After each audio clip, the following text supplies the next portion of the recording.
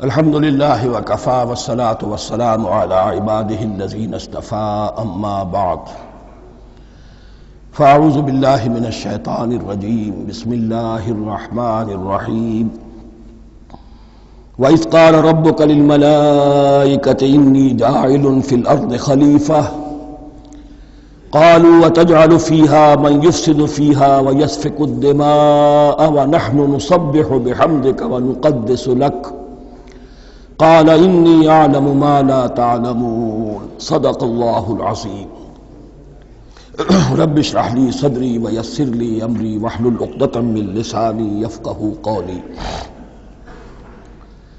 جیسا کہ میں نے عرض کیا تھا، سورہ بقرہ کے پہلے 4 رکوع نہایت اہم ہیں، نہایت جامع ہیں۔ پہلے 2 رکوعوں میں 3 قسم کے انسانوں کی وضاحت کی گئی، 3 قسم کے کردار کے نقشے کھینچ دیے گئے۔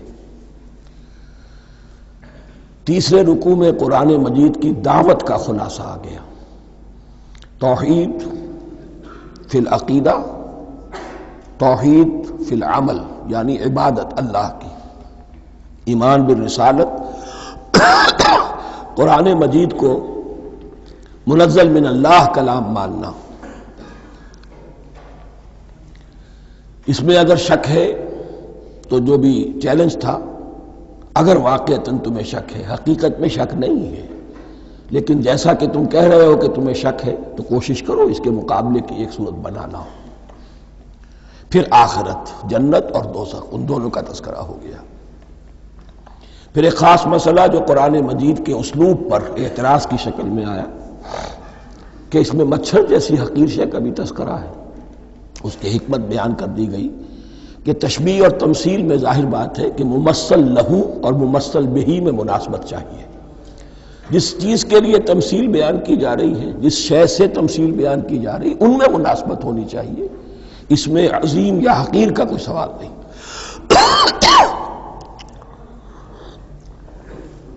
پھر یہ بات کہ جن لوگوں کے دلوں میں زیغ ہے، کجی ہے، وہ اس قرآن سے بھی ان کی ضلالت میں، گمراہی میں اضافہ ہوگا۔ جو لوگ طالب حق ہیں ان کو یہ قرآن مجید ہدایت دے گا، اور کن کو اللہ گمراہ کرتا ہے؟ جو سرکش ہے، جو نمبر 1 اللہ سے جو عہد کر کے دنیا میں آئے تھے اس کی خلاف ورزی کر رہے ہیں اور صلہ رحمی کے بجائے قطع رحمی کرتے ہیں۔ اس کے بعد ایک بہت اہم فلسفیانہ بات آ گئی، اور اسی کے ضمن میں نے اصل میں یہ ساری بات دہرائی ہے۔ میں نے کہا تھا کہ یہ بات واضح ہوگی آگے جا کر سورہ غافر میں۔ پھر ذہن میں لائیے کہ جب یہ صورت نازل ہوئی ہے، سورہ غافر نازل ہو چکی تھی، لہذا یہاں اجمالی تذکرہ ہے، وہاں تفصیلی تذکرہ ہے۔ اہل جہنم کا قول نقل ہوا ہے، ربنا امتنا اثنتین واحییتنا اثنتین فاعترفنا بذنوبنا فہل الی خروج من سبیل۔ اے اللہ، تو نے 2 مرتبہ ہم پر موت وارد کی، 2 مرتبہ ہمیں زندہ کیا، اب ہم نے اپنے قصور تسلیم کر لیے، تو اب یہاں سے بھی کوئی اور مرحلہ ہے یا نہیں؟ یہاں سے نکلنے کا بھی کوئی راستہ ہے یا نہیں؟ اس سے حقیقت یہ واضح ہوئی، انسان کی تخلیق اول ہوئی عالم ارواح میں، صرف ارواح کی حیثیت سے، اور حدیث میں آتا ہے الارواح جنود مجندہ، لشکروں کی شکل، تمام انسان۔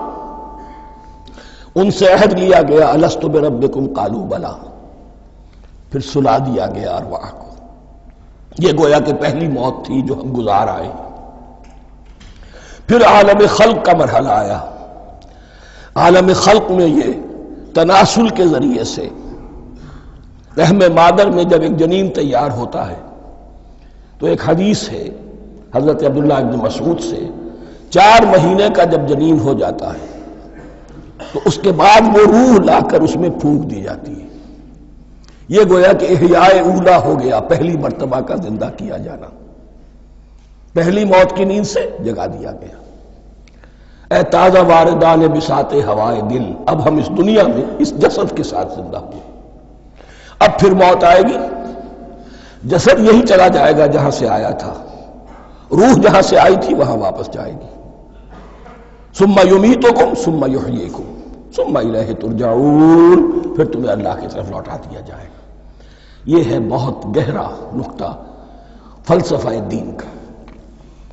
اس کے بعد مضمون شروع ہو رہا ہے خلافت کا، جس کا اجمالی جو ہے تذکرہ تیسرے رکوع کی آخری آیت میں آ گیا. هو الذی خلق لکم ما فی الارض جمیعا، زمین میں جو کچھ ہے اے انسانوں تمہارے لیے پیدا کیا گیا. اسی کے ساتھ جڑتا ہوا مضمون اب خلافت کا آ رہا ہے. وَإِذْ قَالَ رَبُّكَ لِلْمَلَائِكَةِ إِنِّي جَاعِلٌ فِي الْأَرْضِ خَلِيفَةً، اور یاد کرو جب کہ کہا تھا تمہارے رب نے فرشتوں سے میں بنانے والا ہوں زمین میں ایک خلیفہ. اب خلیفہ کی حقیقت کو سمجھیے. خلیفہ کسے کہتے ہیں؟ نائب. عام طور پر لوگوں کو مغالطہ ہوتا ہے کہ خلیفہ جانشین جو ہے وہ تو کسی کے موت کے بعد ہوتا ہے، زندگی میں تو نہیں ہوتا.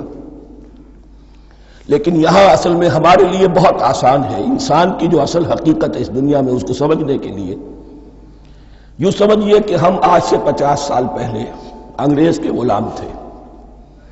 ہمارا بادشاہ یا ملکہ انگلستان میں تھا یا تھی. دہلی میں وائس رائے ہوتا تھا. وائس رائے کا کام کیا ہے؟ جو حکم آیا ہے ہز میجسٹیز گورنمنٹ کا یا ہر میجسٹیز گورنمنٹ کا جو حکم آیا ہے بلا چون و چرا، بغیر کسی تغیر اور تبدل کے نافذ کرے. ہاں جہاں کوئی حکم وہاں سے نہیں ہے تو یہاں کے حالات میں بہترین اپنی رائے قائم کرے، غور و فکر کرے یہاں کی مصلحتیں کیا ہے. جو چیز بھی امپائر کی مصلحت میں ہو اس کے مطابق فیصلہ کر سکتا ہے. بین ہی یہی رشتہ ہے.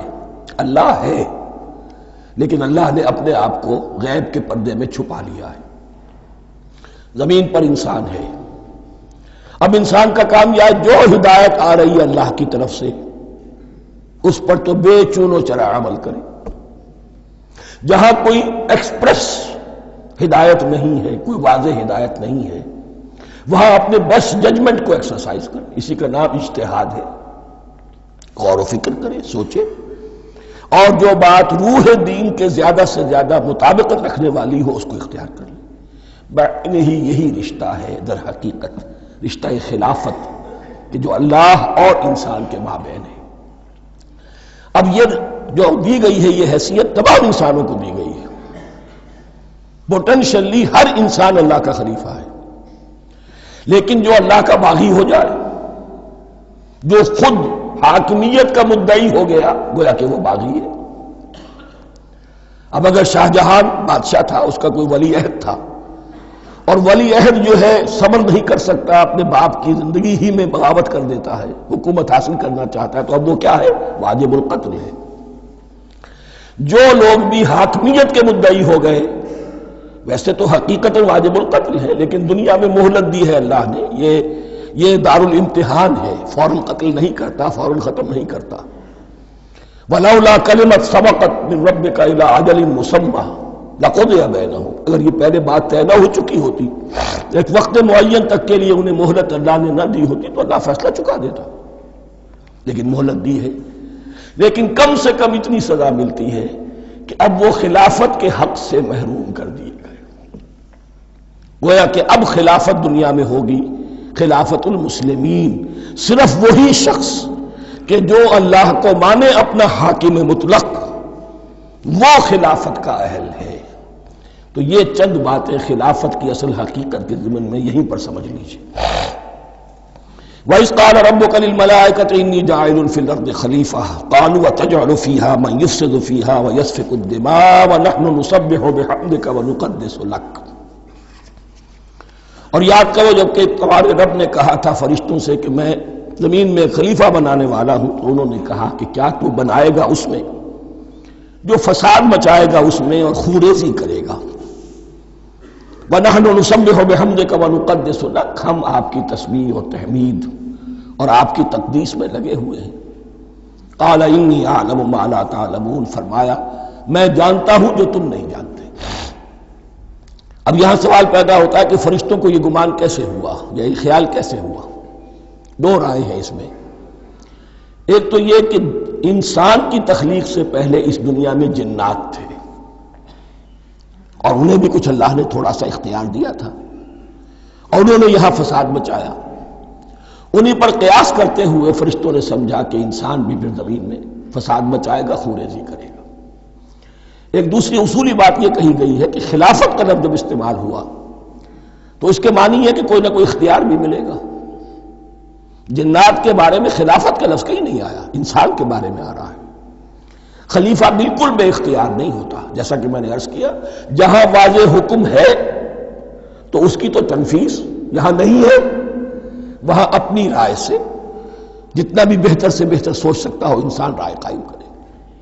یہ اختیار جو ہے، ظاہر بات ہے جہاں اختیار ہوگا صحیح استعمال ہونے کا بھی امکان ہے، غلط استعمال ہونے کا بھی امکان ہے۔ اختیار تو بلکہ یہ کہ آپ کا پولیٹیکل سائنس کا تو ایکسیم یہ ہے، authority turns to corrupt and absolute authority corrupts absolutely۔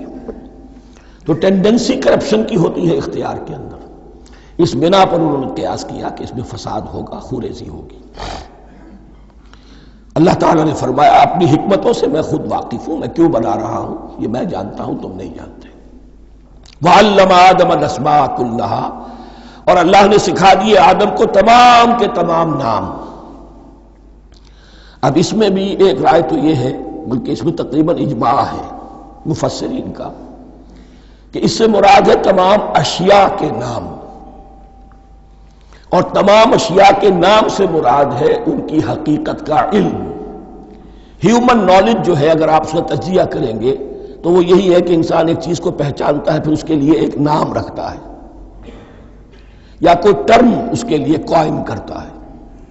اس نام یا ٹرم اور اس کے حوالے سے، اصطلاح کے حوالے سے بہت سے حقائق کو اپنے ذہن کے اندر محفوظ کرتا ہے۔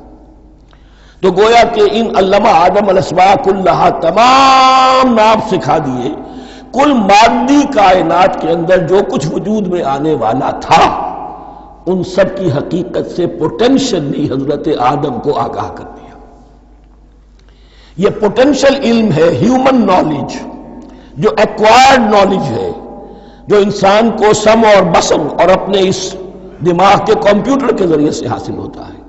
ایک ہے ریویلڈ نالج جو اللہ وحی کے ذریعے سے بھیجتا ہے، ایک ہے ایکوائرڈ نالج، انسان خود علم حاصل کرتا ہے۔ اس نے آنکھوں سے دیکھا، کان سے سنا، نتیجہ نکالا، اور اس کمپیوٹر نے اس کو پروسیس کیا، اس نتیجے کو کہیں میموری کے اندر سٹور کر لیا۔ یہ کمپیوٹر ہے بہت بڑا۔ پھر کچھ اور دیکھا، کچھ اور سنا، کچھ چھو کر معلوم ہوا، کچھ چکھ کر معلوم ہوا، کچھ سونگھ کر معلوم ہوا، کوئی اور نتیجہ نکلا، اسے وہ پاس میموری کے ساتھ اس کو ٹیلی کیا اور نتیجہ نکالا۔ اس طرح رفتہ رفتہ ان السمع والبصر والفؤاد کل اولئک کان عنہ مسئولا، یہ ایکوائرڈ نالج تین چیزوں سے انسان کو حاصل ہو رہا ہے، سماعت، بصارت اور یہ عقل، جو فائدہ اخذ کرتی ہے، جو اس کو پروسیس کرتی ہے، اس تمام جو سینس ڈیٹا اس کو مہیا ہوتا ہے سینس آرگنز کے ذریعے سے۔ یہ علم ہے جو پوٹینشلی حضرت آدم کو دے دیا گیا۔ اس کی ایکسفولیشن ہو رہی ہے، اب درجہ بدرجہ وہ علم پھیل رہا ہے، بڑھ رہا ہے، اور بڑھتے بڑھتے کہاں تک پہنچے گا ہم کچھ نہیں کہہ سکتے۔